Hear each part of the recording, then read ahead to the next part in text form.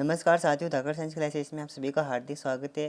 जैसा कि कल हमने 51 तक क्वेश्चन नंबर 51 तक हमने पॉलिटी के क्वेश्चन सोल्व कर लिए थे। आज हम 51 से 110 क्वेश्चन सोल्व कर देंगे। फिर आज हमारे ये पॉलिटी का दो पार्ट यानी पार्ट 1 और पार्ट 2 यानी कि दो पार्ट में पॉलिटी के क्वेश्चन पूरे हो जाएंगे। फिर अगले दिन यानी कि कल हम या तो हिस्ट्री के इंडियन हिस्ट्री या ज्योग्राफी या फिर राजस्थान जी के इनमें से साइंस में से कोई सा भी देख लूँगा। आपकी डिमांड के अनुसार आप कमेंट बॉक्स में बताइए कि आपको कौन सा पार्ट चाहिए। उस हिसाब से फिर क्वेश्चन सेलेक्ट करके जो भी इंपॉर्टेंट क्वेश्चन होंगे वो उसका मैं वीडियो बना के अपलोड कर दूंगा। और अगर लाइव भी चाहिए तो आप कमेंट करें अधिक से अधिक कि लाइव आए, तो फिर हम उसमें लाइव आएंगे। अगर नेटवर्क की प्रॉब्लम नहीं रही तो फिर हम इसी क्लास को कंटिन्यू लाइव करेंगे। तो 52वें क्वेश्चन से स्टार्ट करते हैं। 52वां क्वेश्चन है कि देश में पहली बार राष्ट्रीय आपातकाल की उद्घोषणा कब की गई थी। यानी कि देश में भारत में पहली बार यानी कि फर्स्ट टाइम राष्ट्रपति आपातकाल होता है, राष्ट्रीय आपातकाल होता है जो कि इसकी घोषणा कब की गई थी। तो इसका आंसर जाएगा आपके 2 यानी कि 26 अक्टूबर 1962 को जब चीन ने आक्रमण किया था तभी राष्ट्रीय आपातकाल लगाया था 26 अक्टूबर 1962 को। ये आपको याद रखना है। और अब तक भारत में 3 बार राष्ट्रीय आपातकाल घोषित कर दिया जो कि अनुच्छेद 352 के तहत घोषित किया जाता है। और 356 के तहत क्या होता है आप कमेंट बॉक्स में जरूर बताएं। 356 और 360 के बारे में, अनुच्छेद के बारे में बताइए कि इनके बारे में क्या है। अगला क्वेश्चन है कि राष्ट्रपति पद के चुनाव संबंधित विवाद को किसके निर्देशित किया जाता है, यानी कि किसे निर्देशित किया जा सकता है। तो इसमें उच्चतम न्यायालय सुप्रीम कोर्ट होता है। अगर मान लो राष्ट्रपति के पद के चुनाव में संबंधित कोई भी विवाद हो गया यानी कोई भी गड़बड़ी हो गई तो उस विवाद को निपटने के लिए सुप्रीम कोर्ट की शरण में सभी जाते हैं। अगला क्वेश्चन है,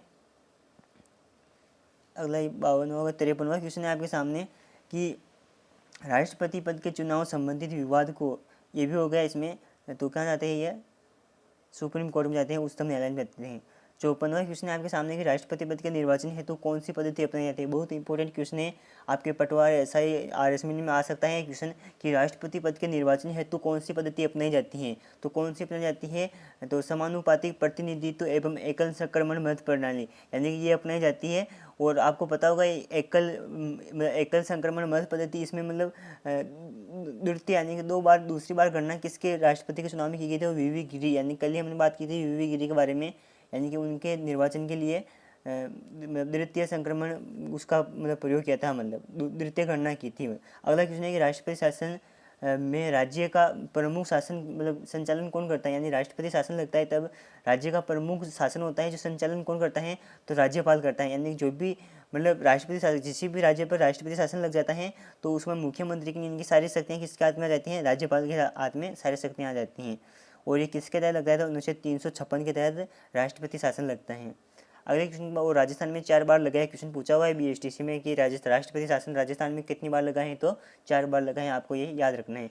अगला क्वेश्चन है कि राष्ट्रपति को निम्नलिखित में से शपथ कौन दिलाता है। बहुत इंपॉर्टेंट क्वेश्चन है, तो उनको शपथ कौन दिलाते हैं, भारत का मुख्य न्यायाधीश यानी जो उच्चतम न्यायालय है सुप्रीम कोर्ट है, इसका मुख्य न्यायाधीश कौन राष्ट्रपति को शपथ दिलाता है। कौन शपथ दिलाता है इन्हें, ये आपको याद रखना है। शपथ दिलाता है, इनकी पद की शपथ दिलाते हैं। जबकि आपको क्वेश्चन पूछ ले कि राज्यपाल यानी कि राज्यपाल को शपथ कौन दिलाता है, तो आपके हाई कोर्ट यानी कि जो राज्य का हाई कोर्ट होता है, राज्य का उच्च न्यायालय होता है, उसका न्यायाधीश होता है, वो राज्यपाल को शपथ दिलाता है। अगले क्वेश्चन की बात करें,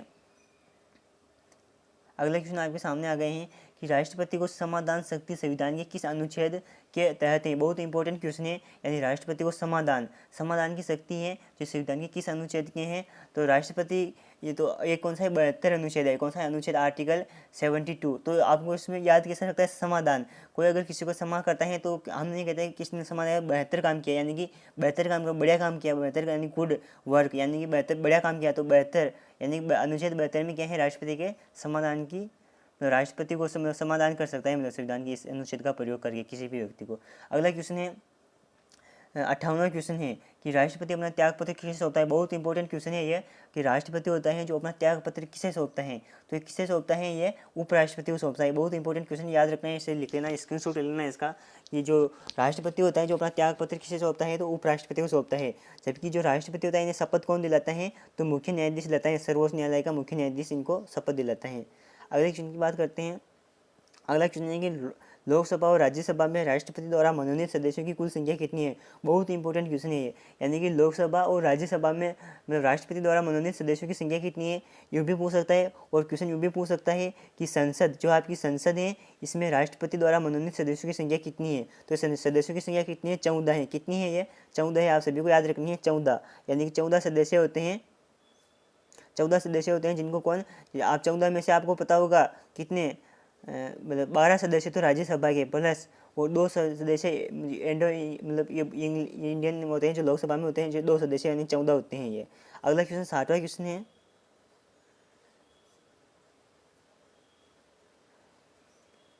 60वां क्वेश्चन है कि सर्वोच्च न्यायालय में न्यायाधीशों की नियुक्ति करता है, यानी कि सर्वोच्च न्यायालय होता है सुप्रीम कोर्ट में, न्यायाधीशों की नियुक्ति कौन करता है? तो राष्ट्रपति करता है, ये आपको पता ही होगा। और जो आपके उच्च न्यायालय होते हैं, ये उच्च न्यायालय होते हैं जो कि आपके राज्य में होते हैं, हाई कोर्ट होते हैं, इनके जो चीफ जस्टिस होते हैं उनकी नियुक्ति भी राष्ट्रपति करता है। मुख्य न्यायाधीश होते हैं उनकी नियुक्ति भी यही करते हैं। अगला क्वेश्चन है कि भारत में किस आयु का होने तक सभी बालकों के लिए निःशुल्क एवं अनिवार्य शिक्षा का प्रावधान है? तो ये 14 वर्ष की आयु तक के बालकों को मतलब निःशुल्क, यानी आपने देखा होगा 6 से 14 वर्ष के बालकों को निःशुल्क शिक्षा दी जाती है। और अनुच्छेद कौन सा है? तो 21 का, यानी कि 21A, आर्टिकल 21A है जिसके तहत ये प्रावधान किया गया। और ये 86वें संविधान संशोधन द्वारा जोड़ा गया था, मतलब 46वें संविधान संशोधन 86। अगला क्वेश्चन है 62वां क्वेश्चन है। सभी फ्रेंड्स 62वें क्वेश्चन का देखेंगे कि मतलब कौन मूल अधिकारों के अंतर्गत नहीं आता है। बहुत इंपॉर्टेंट क्वेश्चन है ये कि जो आपके मूल अधिकार हैं जो कि भाग 3 में है, तो इनमें पूछ रहा है कि कौन नहीं आता है।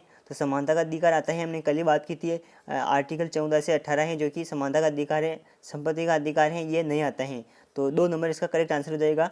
वो ये आर्टिकल 31 के अंदर था पहले, अब वर्तमान में इसे 301 यानी 300A या फिर 300 के अंतर्गत मतलब संवैधानिक अधिकार बना दिया इसे मूल अधिकार से हटा के संवैधानिक अधिकार बना दिया। और एक किससे बनाया था? तो 44वें संविधान संशोधन द्वारा बनाया गया था, ये भी आपको याद रखना है। और शोषण के विरुद्ध अधिकार, यह बात की थी कल ही हमने बात की थी, अनुच्छेद 23 से 24 होते हैं जो इसमें शोषण के विरुद्ध अधिकार में आते हैं। और स्वतंत्रता के अधिकार में कौन आते हैं? तो अनुच्छेद 19 से अनुच्छेद 22 होते हैं जो कि स्वतंत्रता के अधिकार के तहत आते हैं। अगला क्वेश्चन है आपके सामने कि कौन से अनुच्छेद के अंतर्गत भारत का सर्वोच्च न्यायालय, यानी कि ये पूछ रहा है नागरिकों को मौलिक अधिकार की रक्षा करता है। यानी ये मौलिक अधिकार होता है, इनकी रक्षा कौन सा अनुच्छेद करता है मतलब सुप्रीम कोर्ट के तहत? तो अनुच्छेद 62। इसे अनुच्छेद कितने? अनुच्छेद 32 यानी 32, अनुच्छेद 32। और इसे मतलब क्वेश्चन पूछा हुआ है कि अनुच्छेद मतलब 32 को संवैधानिक मतलब ये क्या मतलब आत्मा किसने कहा? तो मतलब ये आपके भीमराव अम्बेडकर इन्हें संविधान की आत्मा कहा था अनुच्छेद 32 को, जबकि मतलब अन्य लोगों ने प्रस्तावना को संविधान की आत्मा कहा है। अगला क्वेश्चन है मौलिक अधिकारों के अंतर्गत कौन सा अनुच्छेद बच्चों को शोषण से संबंधित है? तो ये अनुच्छेद कौन सा है? 24 है। अभी हमने बात की थी ये शोषण के विरुद्ध का, जिसमें मूल अधिकार क्या है। तो ये भी बहुत इंपॉर्टेंट है कि मूल अधिकार है जो क्या है ये, तो ये वाद योग्य है। यानी कि अगर आपके मूल अधिकारों का हनन होता है तो आप सुप्रीम कोर्ट और हाई कोर्ट, यानी सुप्रीम कोर्ट और हाई कोर्ट होता है, इनकी शरण में भी आप जा सकते हो। सुप्रीम कोर्ट में तो आपके अनुच्छेद 32 होता है, इसके तहत आप इनकी हनन होता है तो इनका वाद योग्य बना सकते हो। और इनमें 226 यानी कि 226 के तहत हाई कोर्ट जा सकते हो। अगला क्वेश्चन है वर्तमान में भारतीय नागरिकों को कितने मौलिक अधिकार प्राप्त हैं? बहुत इंपॉर्टेंट क्वेश्चन है, कितने हैं? तो ये मतलब वर्तमान में 6 हैं। लेकिन अगर क्वेश्चन आ जाए आपके कि मूल संविधान में, यानी कि आपका जब संविधान बना था तो मूल संविधान में भारतीय नागरिकों को कितने मौलिक अधिकार प्राप्त थे? तो मूल संविधान में आपके 7 थे। लेकिन ये संविधान संशोधन मतलब ये 44वां संविधान संशोधन करके आपकी जो संपत्ति का अधिकार है उसे समाप्त कर दिया, तो वर्तमान में कितने आप 6 ही रह गए। तो वर्तमान की पूछे आपके तो कितने? 6 हो जाएंगे।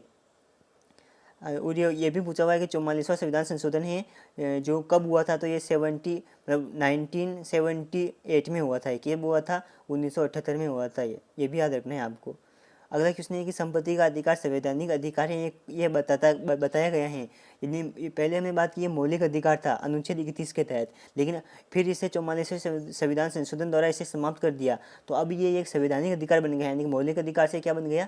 संवैधानिक अधिकार बन गया। तो ये किस अनुच्छेद में है? तो ये अनुच्छेद में आपके 300 क में है, यानी कि 300 क में इसका मतलब बताया गया है इसके बारे में। इसे अभी लिखा सकता आ सकता 300 अभी आता है, तो इसमें आप हिंदी इंग्लिश में कंफ्यूज ना हो। अगला क्वेश्चन है आपके कि संपत्ति के मूल अधिकार को किस संविधान संशोधन अधिनियम द्वारा समाप्त किया गया? बहुत इंपॉर्टेंट है। तो ये किसमें? 44वें संविधान, अभी मैंने बताया था। और ये कब हुआ था? तो 1978 में हुआ था, 1978 1948 में हुआ था ये, और मोरारजी देसाई के समय हुआ था ये। अगले क्वेश्चन की बात करते हैं हम, वर्तमान में भारतीय नागरिकों को कितने मौलिक अधिकार प्राप्त हैं? तो ये कितने हैं? वर्तमान में 6 हैं। जबकि अगर आपके मूल संविधान में आ जाए, मूल संविधान में, तो मूल संविधान में नागरिकों को कितने अधिकार प्राप्त, तो मूल मतलब इसमें भी मतलब ये कंफ्यूज नहीं होना है, यानी कि आपके इसमें भी 7 थे मूल संविधान में तो, और वर्तमान में कितने हैं? 6 हैं। अगला क्वेश्चन है, मूलभूत संविधान में कौन से भाग में राज्य लोक कल्याण यानी कि स्टेट पब्लिक वेलफेयर का संकल्पना सम्मिलित की गई है? तो ये किस में की गई है? तो राज्य के नीति निर्देशक तत्व हैं, इनमें की गई हैं। और राज्य के नीति निर्देशक तत्वों का वर्णन किस में है? तो अनुच्छेद आपके 36, यानी कि अनुच्छेद 36 से लेकर अनुच्छेद 50 तक इनका वर्णन है। फिर मतलब 51 तक है, और फिर आपके 51 का में वो आ जाएगा, आपके मूल कर्तव्य आ जाएंगे इसमें, मौलिक कर्तव्य, मूल कर्तव्य। अगला क्वेश्चन है कि वर्तमान में मतलब लोकसभा के प्रत्येक राज्य के लिए स्थानों का आवंटन आधारित है। तो ये जनगणना किस पर आधारित है? तो 1971 की जनगणना पर आधारित है, जो कि 2026 तक तो यही रहेगा। यानी कि ये भी पूछ सकता है कि वर्तमान में, यानी 2026 तक आपका क्वेश्चन है, तो 1971 की जनगणना ही आपको आंसर लगाना है। अगला क्वेश्चन है कि ऐसे प्रथम प्रधानमंत्री जिनके विरुद्ध लोकसभा में अविश्वास प्रस्ताव लाया गया था। बहुत इंपॉर्टेंट क्वेश्चन है कि भारत में अब तक ऐसे कौन से प्रधानमंत्री हैं जिनके विरुद्ध लोकसभा में अविश्वास प्रस्ताव लाया गया था? तो ये आपके पंडित जवाहरलाल नेहरू हैं, इनके विरुद्ध अविश्वास प्रस्ताव लाया गया था। अभी आपको पता होगा नेपाल में भी कि ओली है प्रधानमंत्री, उनके खिलाफ लाया गया था अविश्वास प्रस्ताव। अगला क्वेश्चन है, लोकसभा की अधिकतम सदस्य संख्या कितनी हो सकती है? ये क्वेश्चन हमारा कल गलत हो गया था, उसमें कल मतलब उसमें कुल पूछी थी, यानी कि लोकसभा में कुल संख्या, निर्वाचित सदस्य संख्या कितनी हो सकती है? तो 550 थी। और अगर ये पूछा अधिकतम कितनी हो सकती है, तो 552 इसका करेक्ट आंसर हो जाएगा। अगला क्वेश्चन है, हाँ ये मैंने बात कर ली है, 1971 की जनगणना पर आधारित है। अगला क्वेश्चन है आपके, लोकसभा की अधिकतम सदस्य संख्या कितनी हो सकती है? तो इसमें ये 52 हो सकती है, 552। ये क्वेश्चन दोबारा रिपीट हो गए हैं। अब ये क्वेश्चन बहुत इंपॉर्टेंट है आपके कि संघीय यानी जो यूनियन होती है, संघीय मंत्रिपरिषद का अध्यक्ष कौन होता है? तो इसका प्रधानमंत्री होता है। और अगर आपके पूछे राज्य मंत्रिपरिषद का अध्यक्ष कौन होता है, तो मुख्यमंत्री उसका करेक्ट आंसर हो जाएगा। लेकिन अगर संघ पूछ ले तो प्रधानमंत्री, और राज्य पूछ ले तो मुख्यमंत्री। अगले क्वेश्चन की बात करते हैं। अगला क्वेश्चन है कि स्वतंत्र भारत की प्रथम मंत्रिपरिषद में शामिल होने वाली एकमात्र महिला मंत्री कौन थी? तो आपके ये राजकुमारी अमृत कौर थी। कौन थी? ये राजकुमारी अमृत कौर थी। अगला क्वेश्चन है आपके कि विधान परिषद के सदस्य कितने वर्षों के लिए निर्वाचित होते हैं? तो ये कितने? 6 वर्षों के लिए। कल भी हमने बात की थी, यानी कि राज्यसभा और विधान परिषद, इनके सदस्यों का कार्यकाल कितना होता है? 6 वर्ष के लिए इनका कार्यकाल होता है। अगला क्वेश्चन है कि विधान परिषद के सदस्य कितने वर्षों के लिए निर्वाचित होते हैं? तो ये 6 वर्ष के लिए होते हैं। ये आगे पीछे हो गया क्वेश्चन। अगला क्वेश्चन है कि विधानसभा में धन विधेयक, बहुत इंपॉर्टेंट क्वेश्चन है जो आपके विधानसभा पूछ रहा है। ये धन विधेयक किसकी पूर्व अनुमति पर पेश किया जाता है, यानी कि किसकी अनुमति से? तो राज्यपाल। अगर यहाँ मतलब विधानसभा आया है यहाँ पर, इसलिए राज्यपाल आया है। अगर यहाँ लोकसभा आता तो फिर उसमें राष्ट्रपति हो जाता, लेकिन यहाँ विधानसभा और लोकसभा का आपको ध्यान रखना है। अगर विधानसभा आ जाए तो राज्यपाल, और अगर लोकसभा आ जाए तो राष्ट्रपति हो जाएगा उसमें।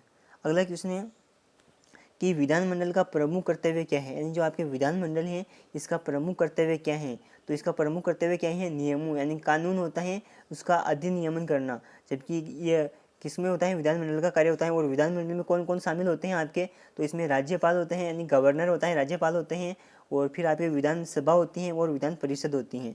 ये तीनों इसमें शामिल होते हैं, जिसमें हमारे राजस्थान में राज्यपाल और विधानमंडली मतलब विधानसभा शामिल है, विधान परिषद राजस्थान में नहीं है। अगला क्वेश्चन है, विधानसभा में धन विधेयक किसकी पूर्व अनुमति से पेश किया जाता है? तो राज्यपाल, हमने बात की है,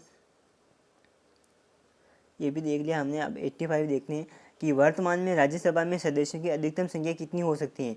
अब हमने लोकसभा की बात की, तो लोकसभा में तो कितनी हो सकती है अधिकतम? तो लोकसभा में 552 हो सकती है। जबकि राज्यसभा की हमने कल भी बात की थी, कितनी हो सकती है? तो 250 इसमें अधिकतम संख्या हो सकती है, जिसमें से 12 को तो मनोनीत किया जाता है, और बाकी के ये होते हैं मतलब निर्वाचित होते हैं, राज्य की विधानसभा द्वारा निर्वाचित होते हैं। अगला क्वेश्चन है कि राज्यसभा के सदस्य चुने जाते हैं, ये वापस आ गए, ये चुने जाते हैं कितने? 6 वर्ष के लिए चुने जाते हैं। और इन्हें कौन चुनता है, तो राज्य की विधानसभा के सदस्य होते हैं वो चुनते हैं इन्हें। राज्यसभा में 1/3 सदस्य प्रत्येक कितने वर्ष के पश्चात सेवानिवृत्त होते हैं तथा नए 1/3 सदस्य उनका स्थान लेते हैं। यानी कि पूछ रहा है 1/3 सदस्य होते हैं, यानी कि आपके 33% सदस्य होते हैं जो सेवानिवृत्त होते हैं, और 33% सदस्य होते हैं जो वापस उनका स्थान लेते हैं। तो ये कितने वर्षों के अंतराल पर लेते हैं, तो 2 वर्षों के अंतराल पर, यानी कि हर 2 साल में 1/3 सदस्य नए निर्वाचित होते हैं राज्यसभा में। अगला क्वेश्चन है राज्यसभा के सदस्यों का निर्वाचन होता है। ये बहुत इंपॉर्टेंट क्वेश्चन है कि राज्यसभा होती है जिसके सदस्यों का निर्वाचन होता है सीधे जनता द्वारा, जी नहीं, राज्य के विधानसभा के निर्वाचित सदस्यों द्वारा, बिल्कुल सही। यानी कि ये हो जाएगा राज्य की विधानसभा होती है उसके निर्वाचित सदस्यों द्वारा। यानी राजस्थान के जो 200 विधायक हैं वो हमारे यहाँ राज्यसभा में से 10 सदस्यों को चुनते हैं। यानी कि राजस्थान के 200 विधायक हैं, ये राज्यसभा के 10 सदस्यों को चुनते हैं, 10 सांसदों को चुनते हैं। और लोकसभा के कितने हैं, तो 25 हैं, और राज्यसभा के 10 हैं। ये भी आपको याद रखने हैं सदस्य राजस्थान से। और भारत की तो हमने अभी बात की ऊपर। अगला क्वेश्चन है आपके, वर्तमान में राज्यसभा के सदस्यों की अधिकतम संख्या कितनी हो सकती है, तो ये हो सकती है आपके 250।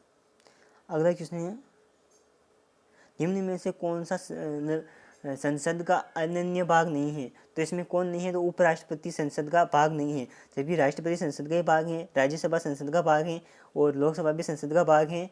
क्योंकि इनकी ट्रिक भी हमने कल बताई थी आपको, सरला वाली, जिसमें 80 में तो अनुच्छेद 80 में तो इसका राज्यसभा का, और 81 में इसका लोकसभा का, और 52 में यानी कि 52 में राष्ट्रपति का उल्लेख है।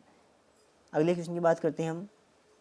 अगला क्वेश्चन, लोक लेखा समिति के सदस्यों की संख्या होती है। बहुत इंपॉर्टेंट क्वेश्चन है, क्वेश्चन पूछा हुआ बहुत सी बार कि लोक लेखा समिति होती है, इसके सदस्यों की संख्या कितनी होती है, तो 22 होती हैं। 22 में से आपके 15 तो लोकसभा के और 7 सदस्य के राज्यसभा के होते हैं। अगला क्वेश्चन आपके वापस ये आ गया कि लोक लेखा समिति में यानी कि 15 सदस्य लोकसभा के और 7 सदस्य राज्यसभा के लिए जाते हैं, यानी कि इसमें एक आंसर करेक्ट हो जाएगा। अगला क्वेश्चन है आपके कि संसदीय चुनाव में उम्मीदवार की आयु कम से कम कितनी होनी चाहिए, तो इसमें आपको उम्मीदवार पूछा है। बहुत सारे स्टूडेंट क्या करते हैं, डायरेक्ट 18 कर देते हैं। ये तो क्या है, ये मतदाता की उम्र है, यानी कि जो आपके मतदाता होता है इसकी उम्र कितनी होनी चाहिए, तो 18 वर्ष होनी चाहिए। लेकिन संसदीय चुनाव में उम्मीदवार यानी कि जो आपके नेता होता है इसकी उम्र कितनी होनी चाहिए, तो 25 होनी चाहिए। कितनी होनी चाहिए, 25 वर्ष का न्यूनतम वो होना चाहिए, तब वो उम्मीदवार यानी चुनाव के लिए खड़ा हो सकता है। अगला क्वेश्चन है कि संसद के 2 क्रमित अधिवेशनों के बीच अधिकतम कितने समय अंतराल हो सकता है, इसकी अनुमति है तो 6 माह की अनुमति है अधिकतम। अगला क्वेश्चन है कि मतलब संसद के दोनों सदनों के संयुक्त अधिवेशन की अध्यक्षता कौन करता है, ये बहुत इंपॉर्टेंट है। कल मैंने राष्ट्रपति बोल दिया था, वो गलत हो गया था कल हमारे, तो उसका इसका आंसर क्या होगा कि यानी संसद के दोनों सदनों में जो संयुक्त अधिवेशन होता है इसकी अध्यक्षता कौन करता है, तो इसकी अध्यक्षता करता है आपके लोकसभा अध्यक्ष। यानी कि इसकी अध्यक्षता कौन करता है, लोकसभा अध्यक्ष करता है। जबकि ये संयुक्त अधिवेशन बुलाता कौन है, तो राष्ट्रपति बुलाता है। कल वो मैंने बुलाता है वो बोल दिया था, तो इसमें आप याद रखना संसद का अधिवेशन बुलाने का काम कौन करता है, तो इसमें राष्ट्रपति का है। देखिए क्वेश्चन आ गए हैं कि संसद का अधिवेशन को बुलाने का काम कौन करता है, तो ये राष्ट्रपति करता है। अगला क्वेश्चन है आपके, क्वेश्चन है कि मतलब संघीय कार्यपालिका की व्याख्या संविधान के किस भाग में है, यानी संघीय कार्यपालिका होती है इसकी व्याख्या संविधान के किस भाग में है, तो ये 5 में है। तो हम बात करें भाग 1 होता है, उसमें आपके भारत के राज्य और उनके क्षेत्र के बारे में है, और भाग 2 में नागरिकता के बारे में है, और भाग 3 में आपके क्या है, मौलिक अधिकार के बारे में, और भाग 4 में क्या है, नीति निर्देशक तत्व हैं, और भाग 4 क पूछ ले आपके, फिर भाग 4 ए पूछ ले तो इसमें मूल कर्तव्य हैं, यानी इसमें क्या है, मौलिक कर्तव्य हैं, और भाग 5 में संघीय कार्यपालिका, और भाग 6 में राज्य की कार्यपालिका के बारे में। ये भाग याद रखने हैं, कल हमने बात की थी वो संविधान संशोधन वाला क्वेश्चन आया हुआ है कि कौन से भाग में है, तो 20 में है, वो भी आपको याद रखना है। अगला है कि संघीय कार्यपालिका की व्याख्या, ये बात कर ली हमने, भाग 5 हो जाएगा इसमें। अगला क्वेश्चन है संविधान के किस भाग में ग्राम पंचायतों की स्थापना की बात कही है, यानी कि जो संविधान का किस भाग है, ये भाग पूछा है यानी कि पाठ पूछा है, तो किस में है ये, तो ये आपके भाग 4 इसमें करेक्ट हो जाएगा। और अनुच्छेद पूछ ले ग्राम पंचायत का कौन सा है, तो अनुच्छेद 40 है, यानी कि आर्टिकल आपके कौन सा है, अनुच्छेद 40 में ग्राम पंचायतों की स्थापना का वर्णन किया गया है, और इसमें इसका भाग 4 करेक्ट हो जाएगा। अगला क्वेश्चन है कि संविधान के किस भाग में नागरिकता का उल्लेख किया है, तो अभी मैंने बताया है किस में किया है, भाग 2 में किया है। और भाग 4 में किसका है, अभी मैंने बताया नीति निर्देशक तो भाग भारत और उनके राज्यों का क्षेत्र का, और भाग 3 में मौलिक अधिकारों का। अगला क्वेश्चन है 101वां क्वेश्चन है कि संविधान के किस भाग में मूल अधिकारों का उल्लेख किया है, तो अब आप सभी बताएंगे कि मूल अधिकारों का उल्लेख किसमें किया है, तो भाग 3 इसका करेक्ट आंसर हो जाएगा, भाग 3 में।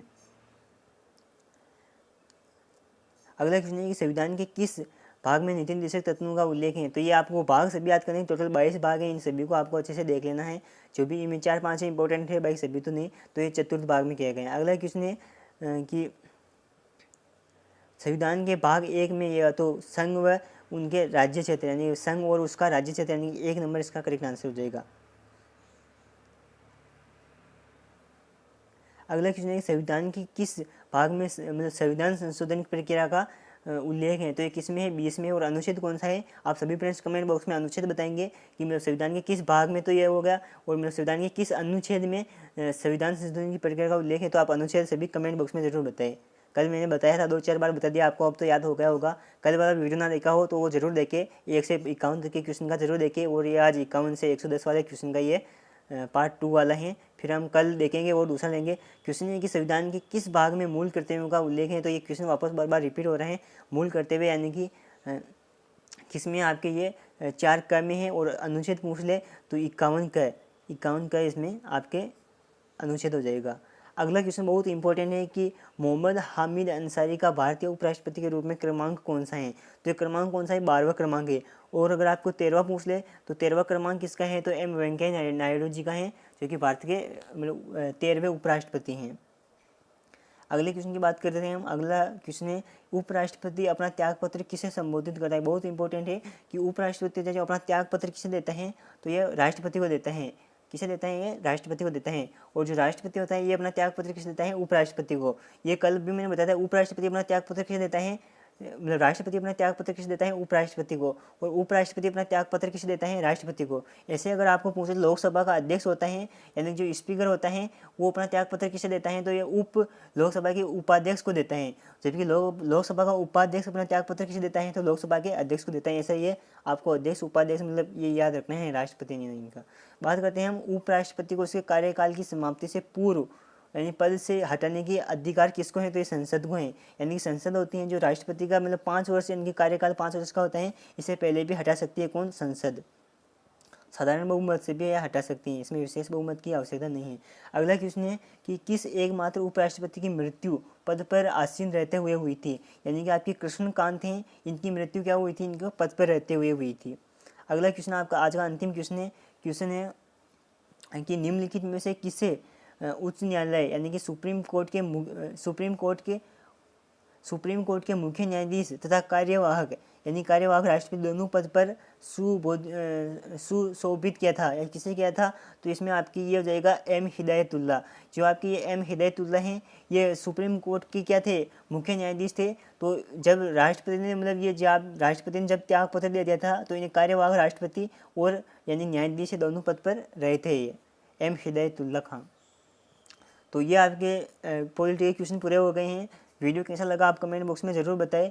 और हम कल कौन सा पार्ट चाहते हो ये आप ज़रूर बताएं। कल आपको मतलब किस कौन सा मतलब चाहिए, मतलब इंडिया जीके का चाहिए, राजस्थान जीके का चाहिए, हिंदी का चाहिए, रीजनिंग का चाहिए, कौन सा चाहिए, मतलब जैसा भी आपकी जैसे भी क्वेश्चन चाहिए वैसे मैं लेके आ जाऊँगा।